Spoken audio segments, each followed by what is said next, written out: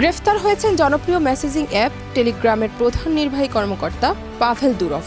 24 August শনিবার প্যারিসের উত্তরে অবস্থিত লা বুর্জে বিমানবন্দর থেকে তাকে গ্রেফতার করা হয়। জানা যায় রুশ বংশোদ্ভূত 39 বছর বয়সী ধনকুবের টেলিগ্রাম অ্যাপ সম্পর্কিত একটি অপরাধে জড়িত থাকার ঘটনায় গ্রেফতার করা হয়েছে তাকে।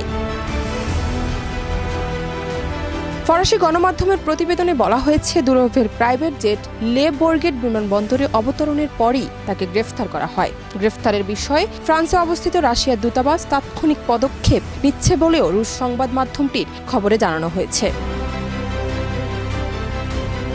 গ্রেফতারের বিষয়ে ফরাসি গণমাধ্যমগুলোর খবরে বলা হয়েছে যে বার্তা আদান প্রদানের জনপ্রিয় মাধ্যম টেলিগ্রামে অপরাধমূলক কর্মকাণ্ড নির্বিঘ্নে চলতে দেওয়ার অভিযোগ রয়েছে।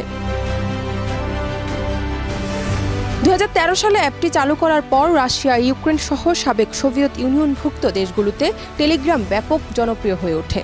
এরপর টেলিগ্রাম ব্যবহারকারীদের ব্যক্তিগত তথ্য নিতে রুশ সরকারের পক্ষ থেকে চাপ প্রয়োগ শুরু হলে 2014 সালে রাশিয়া ছেড়ে দুবাই চলে যান মিস্টার দুরভ।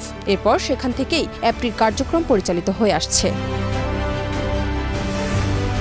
দ্বন্দ্বের জেরে 2018 সালে টেলিগ্রাম ব্যবহার নিষিদ্ধ ঘোষণা করে রুশ সরকার। তবে এই নিষেধাজ্ঞা 3 বছর পর প্রত্যাহার করা হয়। জান্নাত নিপু, দেশ রূপান্তর।